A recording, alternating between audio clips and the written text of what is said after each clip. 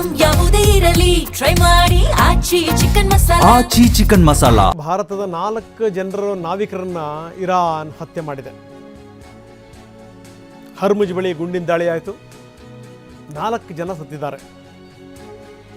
ಭಾರತ ಈ ವಿಚಾರಕ್ಕೆ ಸಂಬಂಧಪಟ್ಟಂಗೆ ಗರಂ ಆಗಿದೆ ಭಾರತ. ಈ ದಾಳಿ ಇದೆಯಲ್ಲ, ಇಂಥ ದಾಳಿಗಳನ್ನು ನಾವು ನಿರೀಕ್ಷೆ ಮಾಡಿರಲಿಲ್ಲ. ನಾವು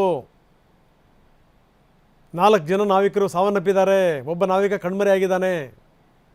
ನಾವಿಕರನ್ನು ಕಳೆದುಕೊಂಡಂಥ ಮೊದಲ ದೇಶ ನಮ್ಮದು. ಇದಕ್ಕೆ ಸಂಬಂಧಪಟ್ಟಂಗೆ ಕ್ಲಾರಿಟಿನೂ ಕೂಡ ಕೇಳಿದೆ ಇರಾನ್ ಅಧಿಕಾರಿಗಳಿಂದ ಭಾರತ. ನಂಬಿಕಸ್ಥ ದೇಶ ಭಾರತ ಅಂತ ಇರಾನ್ ಹೇಳ್ತಾ ಇತ್ತಲ್ಲ, ಇದೇನ ಇರಾನ್ ಮನೋಭಾವನೆ? ಇದು ಅತ್ಯಂತ ಕಳವಳಕಾರಿ ಅಂತ ವಿಕ್ರಮ್ ಮಿಸ್ರಿ ಕಿಡಿಕಾರಿದ್ದಾರೆ. ಬನ್ನಿ ವಿಕ್ರಮ್ ಮಿಸ್ರಿ ಮಾತಾಡಿದ್ದಾರೆ, ಏನು ಹೇಳ್ತಾರೆ ನೋಡೋಣ. Called for respect for maritime shipping and mariners. Concern for their safety is paramount as far as we are concerned. We were the first country to lose mariners on board merchant ships. I think 4 of our people on board ships were killed. I think 1 is still missing. And therefore we are extremely disturbed by the attacks that took place on merchant mariners. Indian ships that came under attack yesterday. We were deeply disturbed by this, and we contacted the Iranian authorities and conveyed to them our very deep concern at this development. We have called for respect for maritime shipping and mariners. ಬನ್ನಿ, ನಮ್ಮ ಪ್ರತಿನಿಧಿ ಹರೀಶ್ ಈಗ ನಮ್ಮೊಂದಿಗೆ ನೇರ ಸಂಪರ್ಕದಲ್ಲಿದ್ದಾರೆ. ಹರೀಶ್, ನಾವು ನೋಡ್ತಾ ಇದ್ವಿ, ನೋಡಿ, ಪರಮ ನಂಬಿಕಸ್ಥ ರಾಷ್ಟ್ರ ಅಂತ ಹೇಳ್ತಾ ಇತ್ತು ಭಾರತವನ್ನು ನಾವು ಎಂದೂ ಬಿಟ್ಕೊಡಲ್ಲ ಅಂತ. ಹಾಗೆ ನಡ್ಕೊಂಡಿತ್ತು ಕೂಡ, ಅದರೇನು ಡೌಟೇ ಇಲ್ಲ. ಯಾಕಂದರೆ ಎಲ್ಲ ಹಡಗುಗಳು ನಿಂತಿರುವಂಥ ಸಂದರ್ಭದಲ್ಲೂ ಕೂಡ ಇರಾನ್ ನಮ್ಮ ಹಡಗುಗಳನ್ನು ಸುರಕ್ಷಿತವಾಗಿ ಕಳಿಸ್ಕೊಟ್ಟಿತ್ತು. ಆದರೆ ಇದಕ್ಕಿದ್ದಂಗೆ ಹೀಗೆ ದಾಳಿ ಮಾಡೋದು, ಹೀಗೆ ಜನರನ್ನು ಸಾಯಿಸಿಬಿಡೋದು ನೋಡಿ, ಹೀಗೆ ನಾವಿಕರನ್ನ ಯಾರಾದರೂ ಕಳ್ಕೊಂಡಿದ್ದಾರೆ ಅಂತಂದ್ರೆ ಅದು ಭಾರತೀಯರು ಮಾತ್ರ. 4 ಜನ ನಾವಿಕರನ್ನ ಹೊಡೆದಿದ್ದಾರೆ, ಇನ್ನೊಬ್ಬರು ಪತ್ತೆನೇ ಇಲ್ಲ. ಏನಿದು ಕತೆ ಇದು?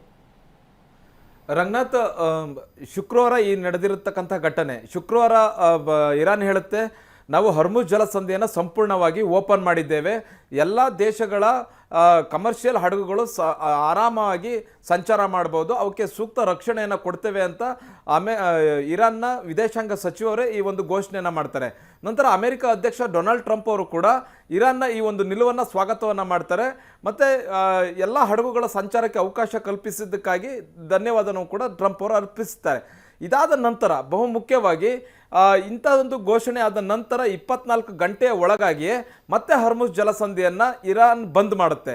ಮತ್ತು 14 ಹಡಗುಗಳು ಈ ಒಂದು ಅಂದರೆ ಇರಾನ್ ಏನು ಘೋಷಣೆಯನ್ನು ಮಾಡಿತ್ತು, ಈ ಘೋಷಣೆಗೆ ಅಂದರೆ ಹರ್ಮುಜ್ ಜಲಸಂಧಿಯನ್ನು ಓಪನ್ ಮಾಡಿತ್ತು, ಈ ಸಂದರ್ಭದಲ್ಲಿ 14 ಹಡಗುಗಳು ಹರ್ಮುಜ್ ಜಲಸಂಧಿಯನ್ನು ದಾಟಬೇಕು ಅನ್ನುವಂತಹ ನಿರ್ಧಾರವನ್ನು ಮಾಡಿದಾಗ ಹರ್ಮುಜ್ ಜಲಸಂಧಿ ಇನ್ನೇನು ದಾಟಬೇಕು ಅಷ್ಟರಲ್ಲಿ ಇರಾನ್ ಮಿಲಿಟರಿ ಪಡೆ ದಾಳಿಯನ್ನು ಮಾಡುತ್ತೆ.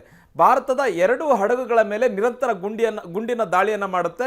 ಆದರೆ ಎಷ್ಟು ಸಾವು ನೋವು ಸಂಭವಿಸಿತ್ತು ಅನ್ನುವಂಥದ್ರ ಬಗ್ಗೆ ಸ್ಪಷ್ಟತೆ 2 ದಿವಸಗಳ ಹಿಂದೆ ಸಿಕ್ಕಿರಲಿಲ್ಲ. ಆದರೆ ಇವತ್ತು ಭಾರತದ ವಿದೇಶಾಂಗ ಇಲಾಖೆ ಅಧಿಕಾರಿಗಳು ಹೇಳ್ತಾ ಇದ್ದಾರೆ, ಮಾಹಿತಿಯನ್ನು ಕೊಡ್ತಾ ಇದ್ದಾರೆ.